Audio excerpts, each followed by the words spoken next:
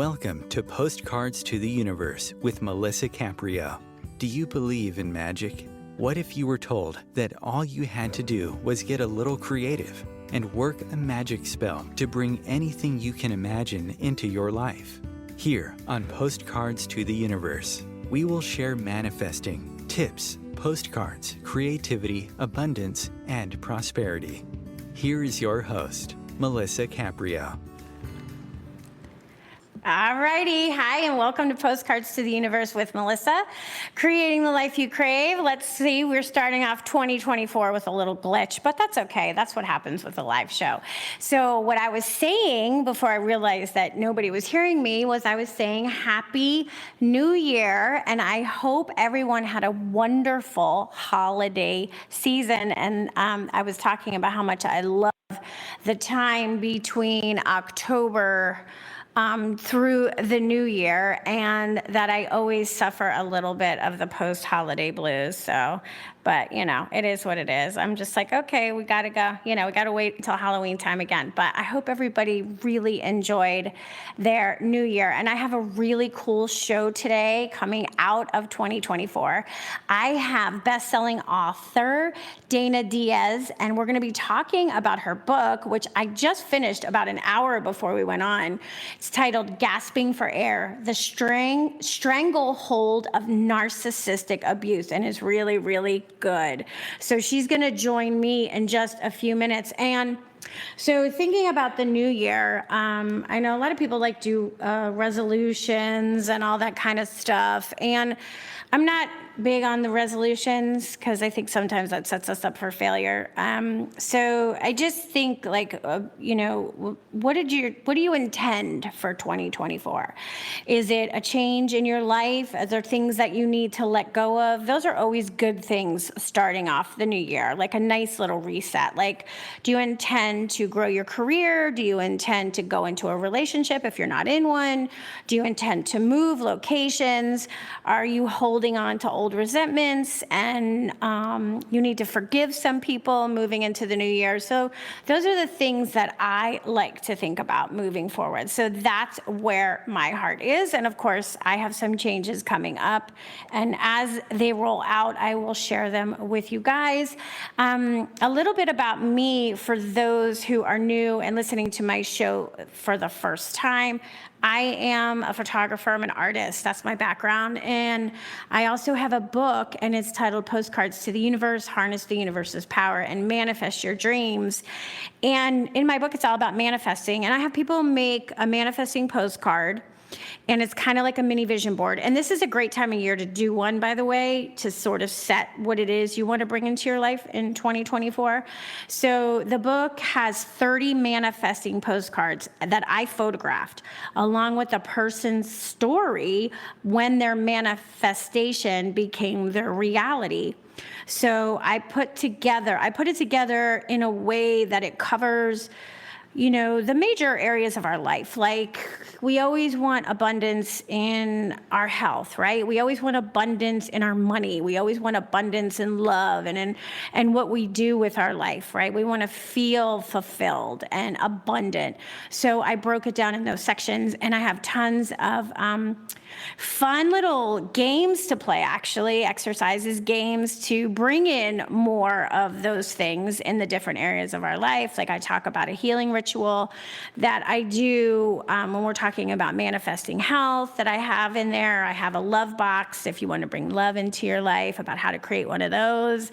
Yeah, I have, of course, money. Money is always great, right? Who says no to money? So I have a bunch of fun exercises to manifest more money in our life. And, just writing exercises that'll help us get really clear on what it is we want to manifest. So you can check that out. Of course, you can get my book on Barnes & Noble and Amazon, or you can go to your favorite bookstore. And if it's not already there, you can ask them to order it for you, and they will do that.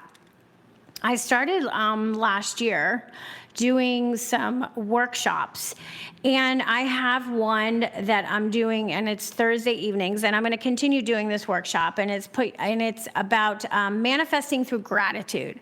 So it's a 5-week workshop. It's Thursday evenings, 6 to 8 p.m. It's online, so you can be in the comfort of your home, and we're going to talk about how to manifest more of these things that I was just talking about. But we're going to be using gratitude and how we focus on gratitude to bring those things into our life. And what I did for the workshop, which I think is really fun, is I teach everyone how to use our camera phones as part of our gratitude practice. So anything you want to know about me and links to the workshops you can find on my website, postcardstotheuniverse.com. So just go over there. You can click on workshops and you'll find out about the workshops I'm doing if you're interested. And it's a rotating workshop, so it's going to keep going. We start 5 weeks and then we're going to roll them over because they're just so much fun to do. And I also, because of my book, and I started this, I wouldn't say the last 6 months, but probably the last few months, I started doing live readings from my book. And you can follow along on my social medias. I post them on Instagram and TikTok and share them on LinkedIn and YouTube. So if you're interested, you can follow along as I'm reading from the book, and I'm re-photographing the postcards. So I usually put a postcard out every Monday with an affirmation that I photograph, but the last 2 weeks I haven't because of the holiday. I took a couple of weeks off and just kind of catching up with myself this week, as I imagine all of you guys are. So it's really fun to photograph the postcards and re-photograph them from where I was originally to where I am today. It's just like amazing how much we change in such short periods of time and where we're at. So like I said, anything about me you can find on my website, postcardstotheuniverse.com. And I'm always asking for people to send me a manifesting postcard. Please do it. Now's a perfect time. It's the beginning of 2024. What do you want to bring in? Make a postcard around it. Send it to me. You can find out where to do that on my website. Or if you have any questions, I tell people how to do it over on the website. But if you need more help, reach out to me. You can email me anytime. I am an open book, and I'm always willing to help anybody. All right, so let me get to our guest today, because this is really interesting, especially when we're talking about relationships. A lot of people want to manifest a healthy love relationship, and a lot of people are in very toxic relationships, and some people are in very abusive relationships. So we're going to talk to DanaSDiaz today, and she is a wife, mother, and author of the best-selling book, Gasping for Air, The Stranglehold of Narcissistic Abuse. And Dana has had lifelong experience with narcissistic abuse, beginning in her childhood. Her education in journalism and psychology at DePaul University in Chicago gave her the ability to accurately verbalize and express how narcissistic abuse creates confusion and conflict within victims, so that she can help others know they are not alone and better understand their own circumstances. Today, Dana is a proud voice for fellow victims who are unable, afraid, or ashamed to share their experiences. She strives to create awareness and understanding to ensure victims are given the support they need to first understand their situation and then begin the healing process. Her book, Gasping for Air, which chronicles her own abusive marriage, it certainly does that. Like I said, I just finished it an hour ago, that lasted nearly 3 decades, started as a journal that she hid under the couch cushion in the basement, an inspiring true story filled with strife and revelation. Gasping for Air exposes the raw truth of emotional, psychological, and physical trauma, and is a bold testament of survival. Dana is in the process of publishing the prequel and the sequel to Gasping for Air. And if you want to find out more about her, you can go to her website, which is DanaSDiaz.com, and I'm going to spell it for you, DanaSDiaz.com. Welcome, Dana. Thanks so much for being here with me. Oh, thank you so much for having me, and thank you for reading my book. I never know what to say when somebody says it's a good book, because, you know, it wasn't so much fun to live it, but Yeah, I'm sure it wasn't. I've heard it's a page turner. It is a page turner. It is a long book. I was telling her I'm a fast reader, so it was a long book, but you really went into great detail about your relationship. And I was struck right from the beginning because you saw the red flags right out of the gate. Right out of the gate. And I know you were very young. Well, you were 19, right? When you met your ex-husband, you were 19. Yeah. So, when we're young. And then as I was because at first I'm thinking, oh my God, no, why? And I obviously knew you went there because you wrote the book. I was thinking no, don't go there. Don't go over there. Don't go to his apartment. Don't do it, Dana. Don't do it. But I understand now because you do talk a little bit about your growing up and what you had experienced in your childhood. So it makes sense how primed you are to repeat those patterns, right? Oh, absolutely. I mean, the second I met my, the star of the book, I guess, I knew he reminded me so much of my stepfather, and that was not a good relationship. So it's awful to think back and think that I, went against my gut instinct and proceeded not just to go to his apartment that night, but then to actually be with him and marry him and continue on with everything that was going on. And, you read the book, but there's so much that didn't even make it in the book. There's so many more stories, sure. but the book was long enough. So, yeah, it's very interesting, but, that's why I'm actually in the process of publishing the prequel, which tells about my childhood. And certainly some people have had, more horrific experiences, and I'm not, dismissing that, but I think that the way we grow up and the dynamics we see between the people who raise us and also the way that they treat us absolutely primes us for whatever we, experience in our adult relationships. Because, there was, a lot that happened in my childhood, but the primary thing that affected me and still affects me to this day sometimes is, the verbal abuse. Sure. My stepfather was one of these people who, I wasn't his child biologically, so he wanted to remind me of that. He would tell me all the time I shouldn't have to pay for another man's child. You're a burden. Nobody loves you. All these things. Even when I graduated from college, he said, oh, well, that's like having a kindergarten education, compared to your brother. And it's like, nothing was ever good enough. And it's taken me a long time. I just turned 48, but, I'm just now realizing that, I'm not going to be enough for some people, and I'm going to be too much for other people. But my people, my tribe, I'm just right, and I think there's a lot that comes into play when somebody has made you feel so lowly, and because you internalize it even when you know it's wrong. And that's definitely what perpetuated in this relationship in my first marriage. Was this is somebody that reminded me of that. However, if you would have presented me with a nice boy that treated me very well, I'm not sure I would have known what to do with that. So I think it was kind of the perfect storm. Here you have me, I'm out in the world being a people pleaser, saying I'm never going to let anyone mistreat me again. But I was so starved of love that I just wanted any crumb. Like, it was kind of, I always say it's like a dog that is like shaking, waiting for you to give you a little bit of off your plate of food, Yeah. It was like they're going to die the way they shake. Well, that's what it was. Yeah. You're like, okay. But I mean, I felt that way. So I thought, okay, well, he's the only person that's even like trying to give me this attention that I need. And here's this narcissist who, narcissists love admiration and praise and servitude. So it literally was the perfect storm.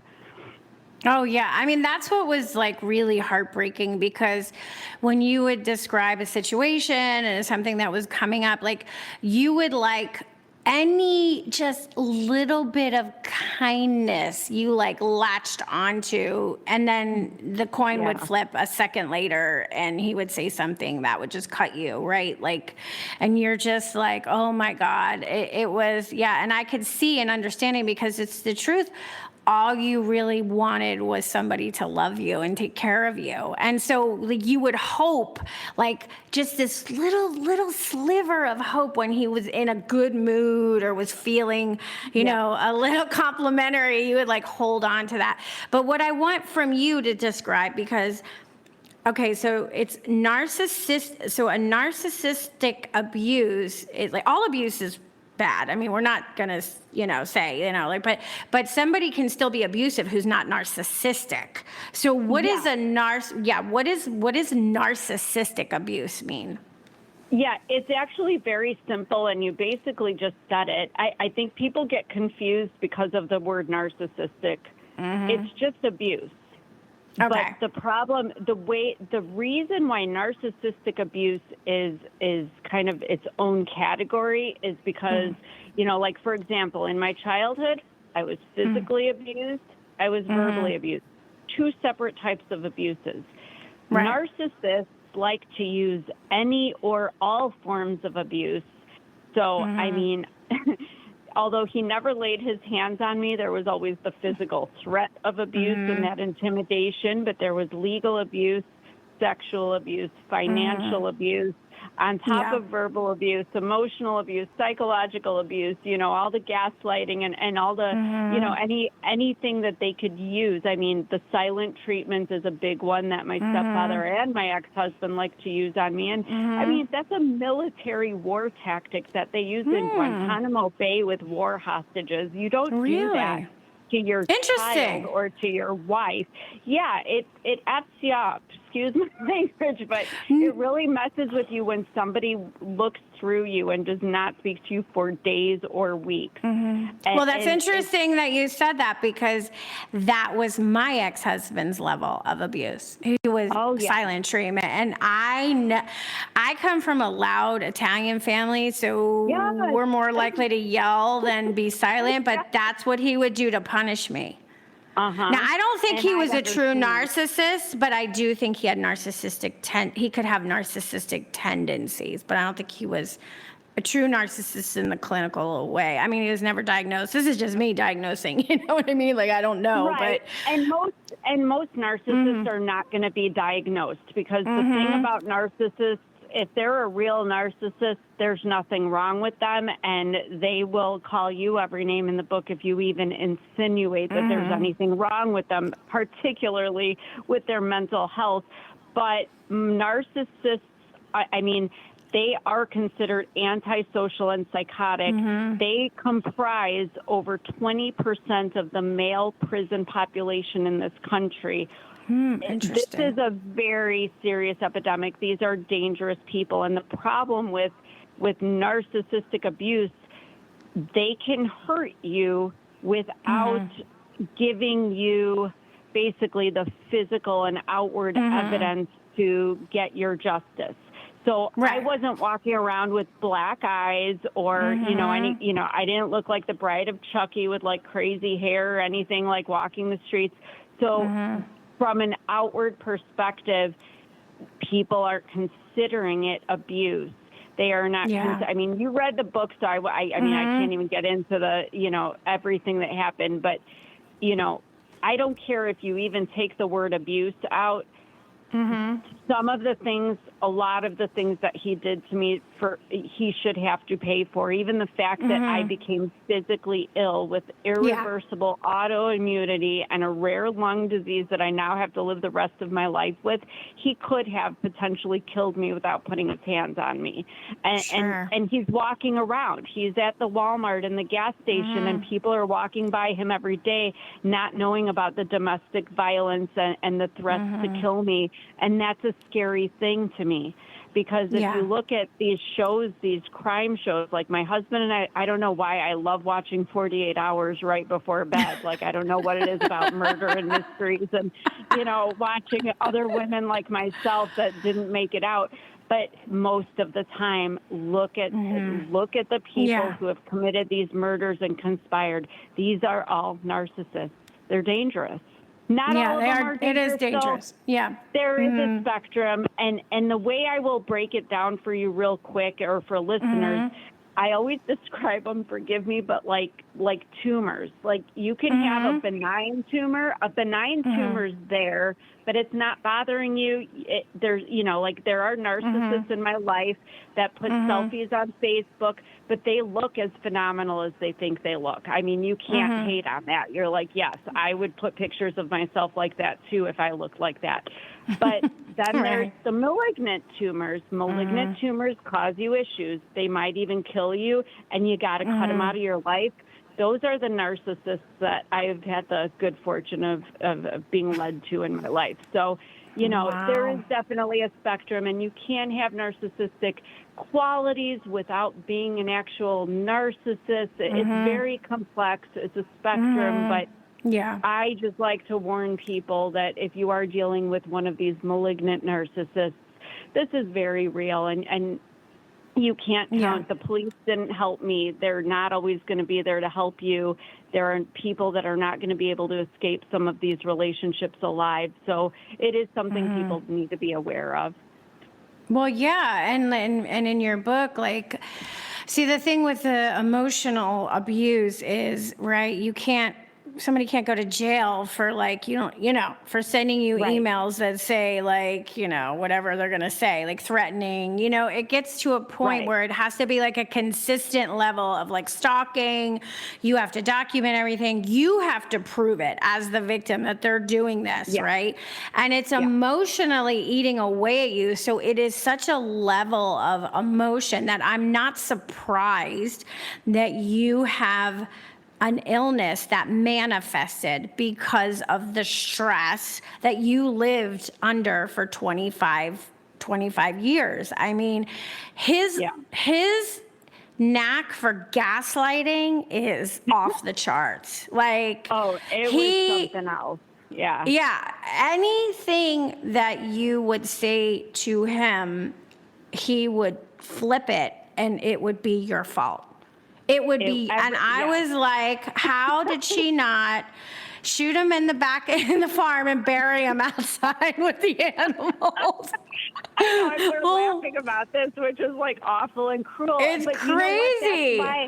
This is why. So the added aspect of this, that part of what is not in the book, is that this is very much how my mother is. She is the ultimate gaslighter, but she does it to protect her abusive husband. So I grew up with this. And then even in my adult life, while I was going through all this stuff with my ex, my mother, everywhere I turn, I'm basically being told that reality as I see it is everybody negated what I thought I saw, what I thought I heard. So this is why I started keeping a notebook, and I had to keep it hidden.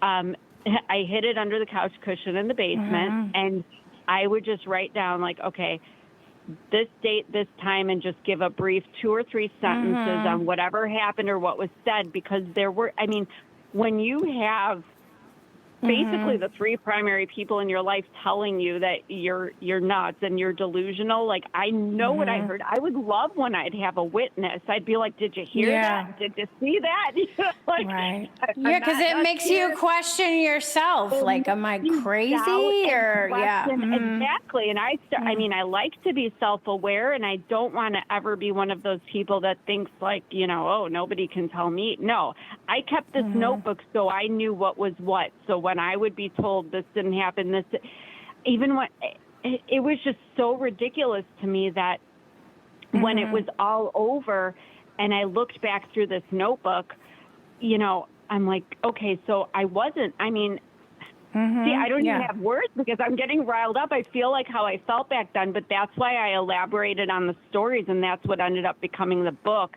And even when I was going through that notebook, there were things that I don't know if they were so awful that I put them out of my head.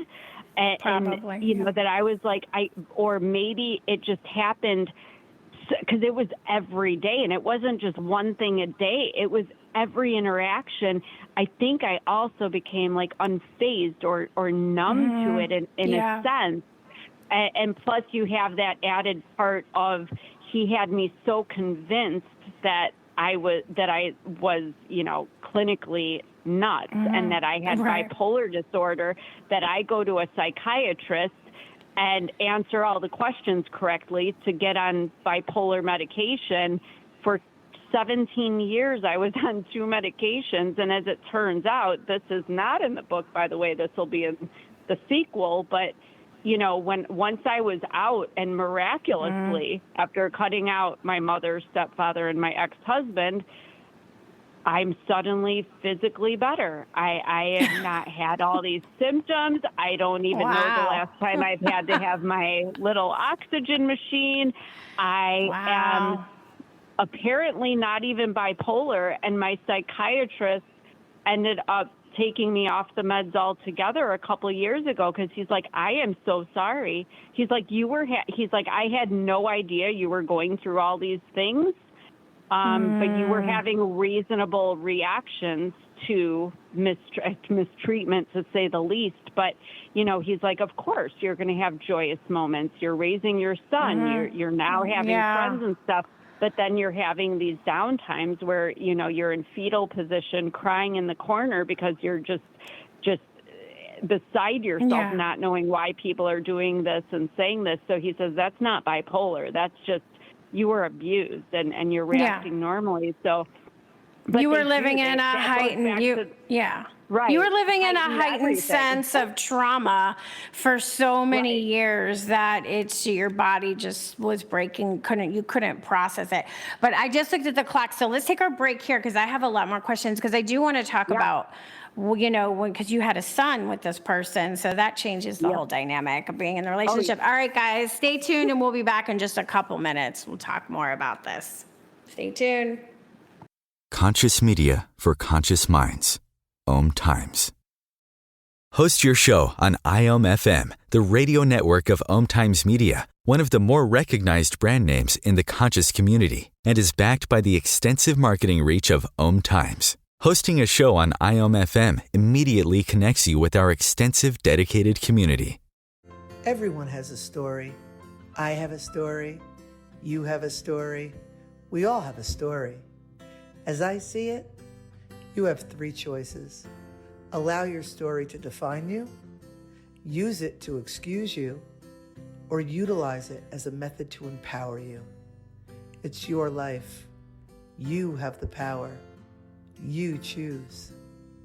Rewrite your story on finduniquelyyou.com. My name is Victor Furman. Some call me The Voice. I've always been fascinated with human nature, spirituality, science, and the crossroads at which they meet. Join me Wednesdays at 8 p.m. Eastern on Om Times Radio, and we'll explore these topics and so much more on Destination Unlimited.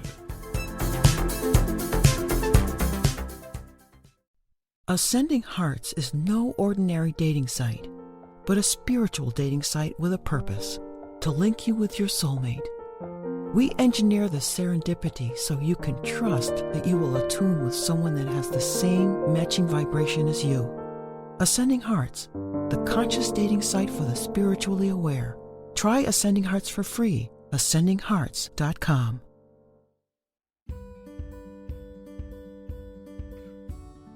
Hi, I'm Melissa Caprio from Postcards to the Universe, creating the life you crave.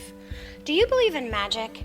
What if I told you all you had to do was get a little creative and work a dream spell to bring anything you can imagine into your life? Well, guess what? I've got the spell for you.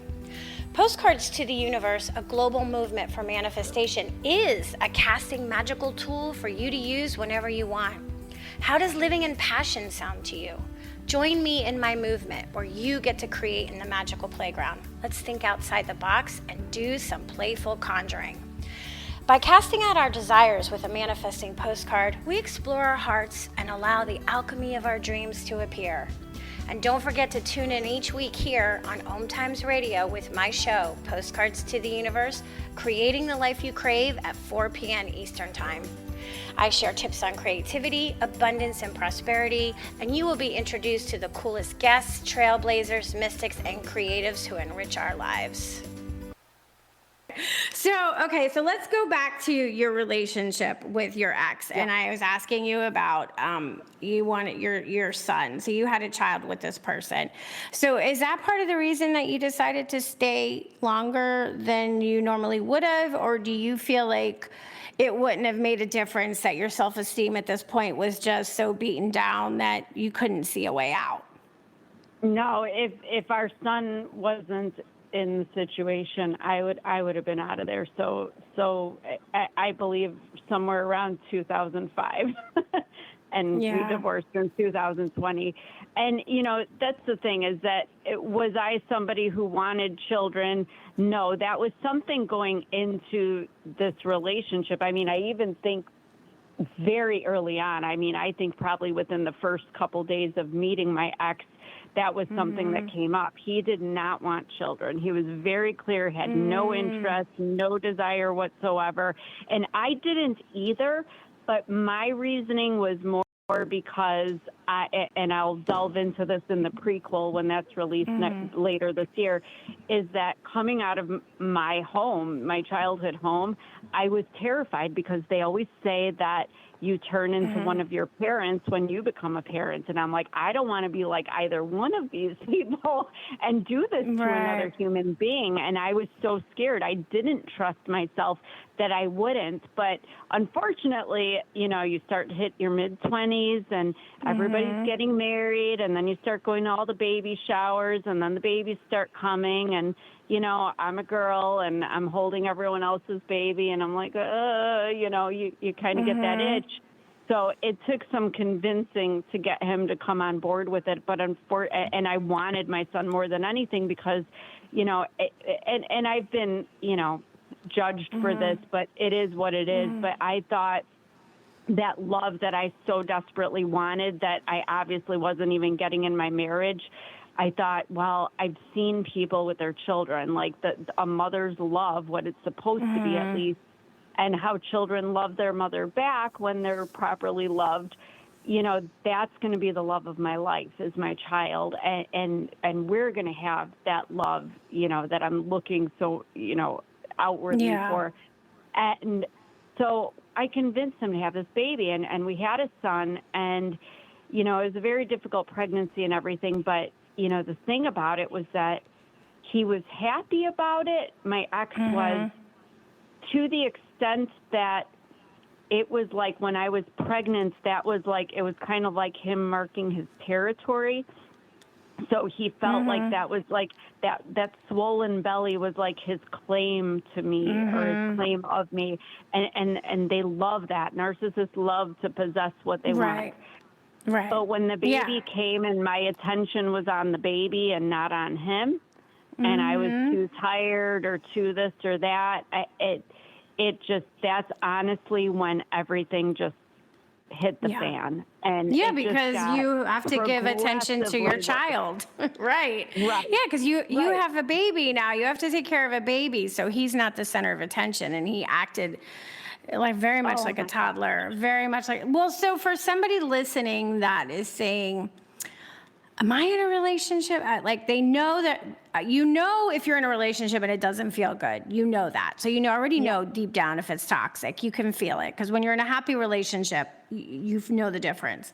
So what should somebody who's listening saying, well, I wonder if my partner is a narcissist, what I've been going through. And I just want to throw this out there. It's not that all men, that it only happens to men. There are many women who are narcissists there's a lot of women. Yeah, so it goes both ways. So this is for anybody listening, like, to want to know what the signs are if they're in a narcissistic, abusive relationship. Yes, and I will answer this, but I get asked all the time, what are the red flags? How do I know if I'm with a narcissist? So I'm going to say this. Not all narcissists are bad. There are lovely narcissists out there that, it's just more like a healthy self-esteem. my issue, and because we all come from different backgrounds, different childhoods, my issue is, one, if you feel unsettled with somebody, if you are just feeling like things are not right, they probably are. So listen to your gut, number one, first and foremost. Yeah. Because if I had have listened to my gut, we might not be having this Yeah, conversation. because your gut, the first thing you thought was this guy was a jerk. That was your first thought.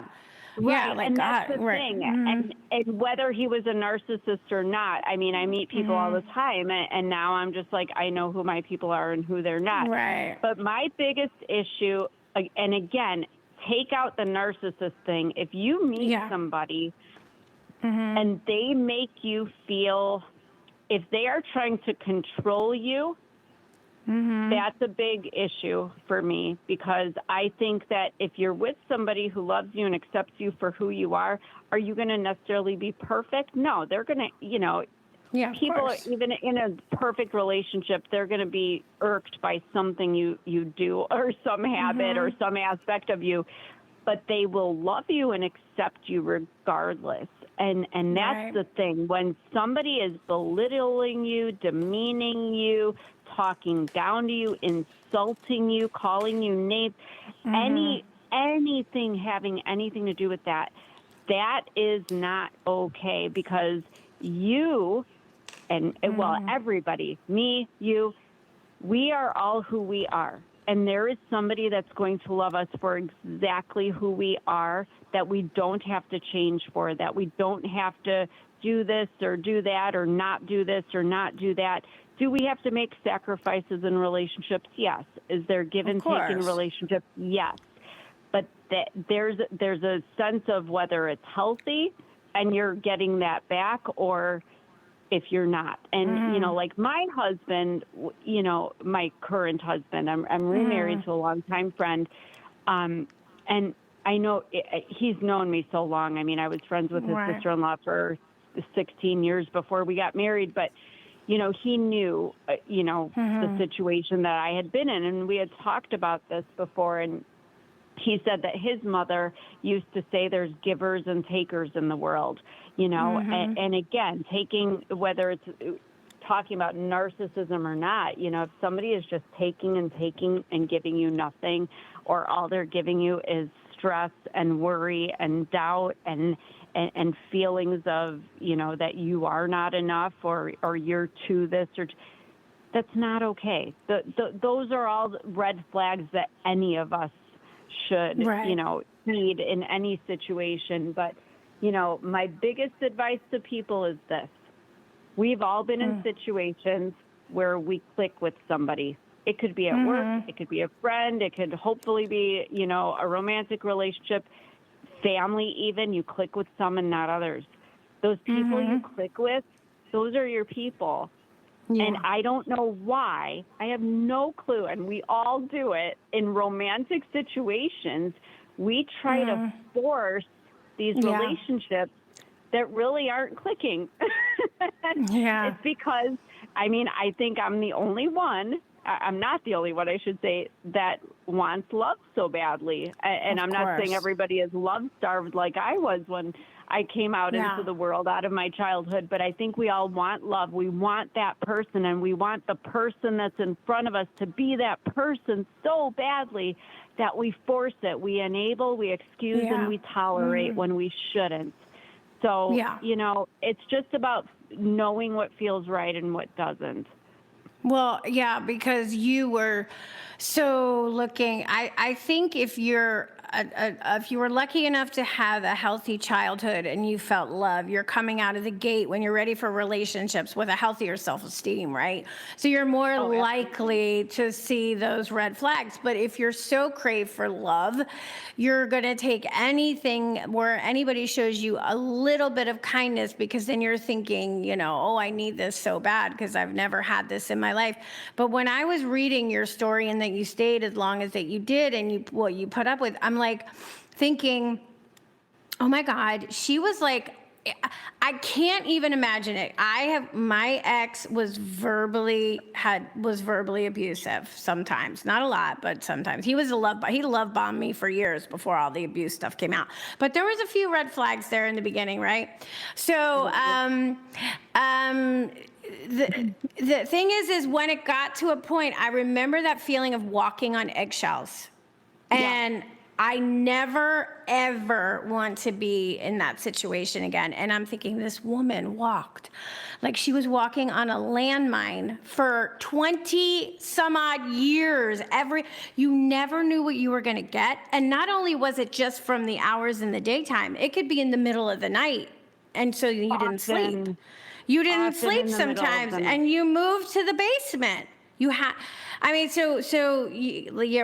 pushing forward in the book, but she eventually, when you decided that this was done, I mean, there was many years where you knew in your heart it was over. You were staying only for your son, and you moved downstairs into the basement. Yeah.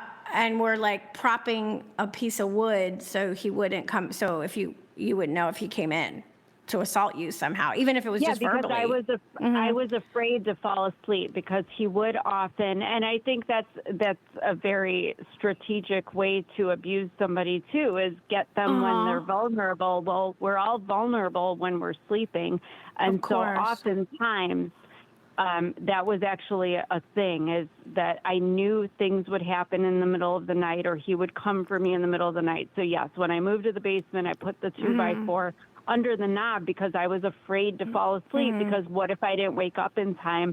And you have to add into that, this man, the things he's texting me and emailing me. I mean, I was actually, even, I didn't even put this in the book. There was even a friend that I had we had an agreement that I would send her a message every morning by 8 a.m. and that if she didn't hear from me, she would send the police to do a wellness check, because it was at the point where I was afraid that he was going to, put us three in the car and say we were going somewhere, and then we'd be one of those like murder, suicide, family things on the news. And, so it is a terrible thing. And I'll tell you, I am still struggling.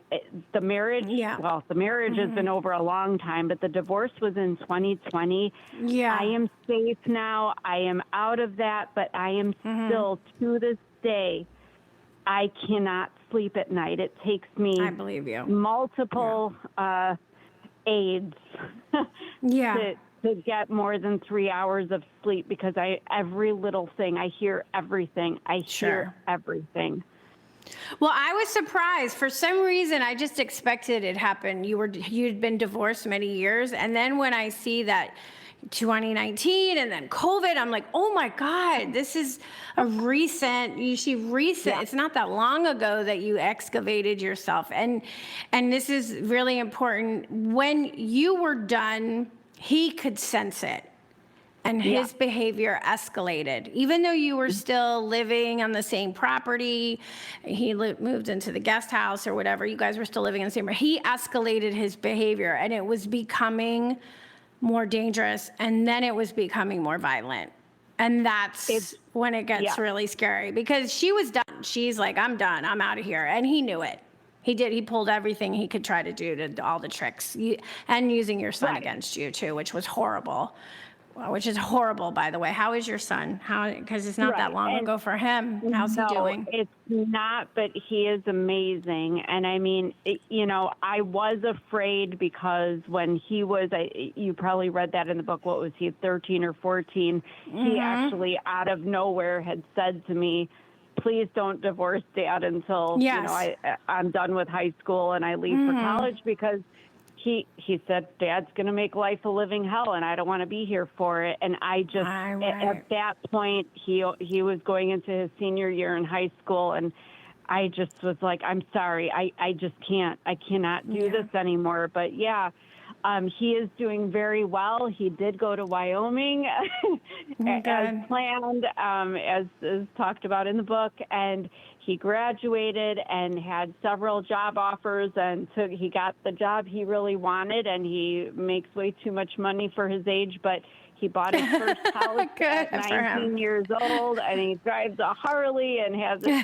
he's living a good life. And, is he affected?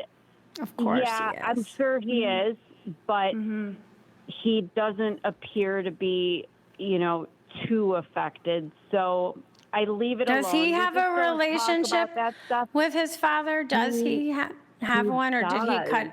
He does, yeah, because it is his father, and that's the thing. It's his father, and that is the thing. And I don't speak to that just because one of the things, it's kind of like be careful what you wish for. When I was raising him, I was so scared because I don't really have much family, and I knew with the divorce especially, I lost my ex. Basically, just completely destroyed any relationship or the possibility of it with his family. But he also interfered with my family, and so I've been kind of like shunned everywhere I turn. I do have still some family members that speak to me, but very little. And I was always afraid that if something happened to me, who's my son going to have, So yeah, of course. I always really impressed upon him how important it is to have family and to be forgiving and all these things I couldn't be. But he is that way. He is very close with his, with my mother and stepfather, because, that's something that I can understand. They were only abusive towards me for, certain reasons, which will be revealed in the prequel. I didn't do anything, by the way. I should just well, I didn't do anything, but it was the premise of my birth. But your son is a young adult now, so he'll figure things out and for himself, and he'll navigate what's healthy for him and what's not, right? So you're allowing him that space to figure that out. Yeah. Well, and that's what I always allowed when I was with him. Yeah. That is important as a parent to do that, to give the respect, and you'll get it back. Well, yeah, and a lot of parents, because the other parent treats you terrible, will make a mistake of, trying to get the child on your side against the other parent, and everybody knows that that's just psychologically damaging to the child. The child will have to learn. Obviously, unless he was beating your son or something, and you had to keep him away for his life or something, right? That's what I'm saying. So, yeah, you have to know. So, for anyone who's listening and wants to excavate themselves from an abusive relationship, let's just say abusive. It doesn't narcissist or not narcissist, abusive. Right. What would you recommend they do? Because you started taking some systematic steps when you made the decision that you were leaving. You put a plan in place. I did. And, I'm going to say this, is that I think the biggest fear people have, particularly women when they're mothers and maybe they haven't been in the workforce, because a lot of time, whether they're narcissists or not, abusers tend to isolate their victims in some way. They fear that they will not be able to provide for their children with shelter, food, clothing, I assume everybody. But there are resources out there. I think people just aren't aware of them because they are so isolated. Like I didn't even have a smartphone until after my divorce, because my ex didn't like me being on the internet, being on, he didn't like me reading books. I couldn't have friends. It was just ridiculous. So, yeah, I couldn't have outside influence. Had I known that nobody would have let my son and I live, out on the streets, and that we would be clothed, fed, and sheltered, I would have probably been out of there a lot earlier, whether my kid liked it or not. But what I will say is that I, like all other, people in the same situation, thought I needed to be able to provide for us. So I started stocking away for about 15 years, unfortunately, but I started stocking away, and grandma sends you $20 for your birthday, or you get, a tip at work or a bonus or whatever. I was just stocking money away. I hid some in an annuity, that was getting more interest than a savings account. I definitely made sure life insurances, any kind of policies that had beneficiaries, including just regular bank accounts. I made sure my son was the beneficiary and assigned a guardian because I didn't want this guy having access to anything. That's a really good idea. Any part of my money. Yes, it's stuff people don't think about, because a lot of the times when there is a death as a result of a situation like this, it's, they let narcissists love their money. So the thing is just, it sounds terrible, but it's basically, one, protecting yourself, making sure they don't have access to anything that will drain you financially. And number two, making sure you have something to fall back on. So by the time that, I was done, I let's just say I had plenty, that I was able to write a check in full for my son's education post high school, and that, we were able to, move on, and we had the house. I was able to comfortably live in the house and give my son that stability of being in his child home, and provide for us every other way. So, and I didn't have to take loans. I didn't have to do anything on credit. I didn't have to, but if it comes down to it, I would tell somebody, apply for the credit cards. Do whatever you have to do, right? Do whatever you have to do to make sure that if you are so unsafe that you are that scared to leave, you want to be able to pick up and go at that opportunity, leave all the stuff behind. And even in my divorce, I had said, all I want is my kid. I don't care about the car and the house and the money and all the stuff. And all these attorneys were like, but you're entitled. I don't care. I want to be done. I can make more money. I can replace things. I can't replace me and my son. I just want out. So with that mentality in mind, the one thing that I did do also that I recommend to everybody, you can go to Walmart for $50, buy one of these little safes that's fireproof and waterproof that you can literally pick up by the handle and carry. It's like the size of a nice little purse. But put all your documents in there, Social Security cards, birth certificates, anything pertinent. And that's where I stocked all my little extra money away. And I had it hidden, but I would move the hiding spot once in a while just in case, because I just didn't trust him. So that way, again, if there's an opportunity to get out, you can just grab and go. And everything you need will be in there.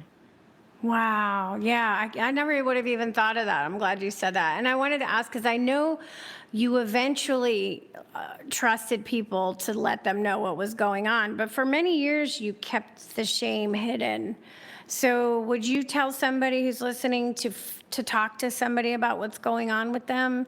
Like, have somebody that they can, reveal what's happening? Because I know a lot of, especially women, we feel this shame, like we're allowing it to happen, not realizing it's like so systematic, and you don't even know you're being like worn down, right? And then you become so ashamed, like, how could I allow myself to go through this, right? So then you don't tell anybody, and that's where it's really dangerous. So would you tell somebody to reach out to somebody that they trust very early on? Because I know you did, and it took you a little while when people kind of saw, like, what's going on with you? You're lost a lot of weight. You look like, like, what is happening in your life? Yeah, because that's the hard part about it. And I mean, there is a lot of shame in it, because I know that there was, along the way, there were people here and there. Like, I remember when my son was maybe a year or two old, I had somebody that an acquaintance, she obviously sensed something, and she's like, well, we need to get it so you're stronger. If you were stronger. And I'm like, I remember looking at her and saying, I'm not weak. It's to do what I do every day takes an amount of strength that most women don't have. So don't call me weak. But I think a lot of it is just fear. I think everything comes back to fear because the other part of this, narcissists will commonly, any abuser will commonly create a narrative outside of the home. Right. I mean, to their family, your family, in the community, at the kids' school even. I had that happen in the church, whatever, wherever you go. They have told people that you're crazy, you're unstable, you're an unfit mother, you're, all these things. So people have an idea about you because they know that eventually you're going to crack and you're going to say something to somebody. They don't want people to believe you because, I go back to my Chucky reference, which I go to all the time, but people think like we're talking about this person, like they're running around on the streets, like in a striped sweater with a butcher knife, and they're not. These are people who are very funny and charming. They're charitable. They're generous. They're coaching your kids' t-ball team, and they're, nobody would ever believe it. And even since my book came out, I had somebody that actually came out and said, "Oh, I can't believe you would do that to him." Do that to him? Oh my God. Yeah, well, that's why narcissists, they're very good at it. They're very charming. And they hook people in, and people don't want to believe it because how could he? Look at him. Everybody loves him, right? That's the thing. Or everybody loves her. Yeah, but that's not the truth. Well, we only have a minute. Can you believe it? So just share what you want to wrap up with, because before I don't want to have to cut you off. No worries. So I'm going to wrap it up real quick. So I'm going to answer that. If anyone is in the situation, the one thing I learned the very hard way after 3 court appearances and having police involved, you have to have a record. So you have to get some blink cameras on your house. Call the police. You can even make a report without the police coming to your home, but just please make sure there is a record, because that's the best way to protect yourself and to get some justice. And if people want to know where they can get your book, where can they find it? If they want to reach out to you because they're going through something, is there a place that somebody can reach out to you? Yes, I always just tell people go to the website, DanaSDiaz.com. My links for Facebook and Instagram are on there. You can message me directly on either one of those platforms. You can also email me from the website. Click on the link to buy the book from the website. This interview and, whatever others that have been released are also on the website. So, I try to provide as many resources as I can for people. Thank you so much, Dana. It was really, really an enlightening conversation. I really appreciate you being here with me today. Yeah, please check her out. And thank you, everyone, for listening to Postcards to the Universe with Melissa, creating the life you crave. And I'm wishing everyone a wonderful year filled with joy, abundance, and love. Peace.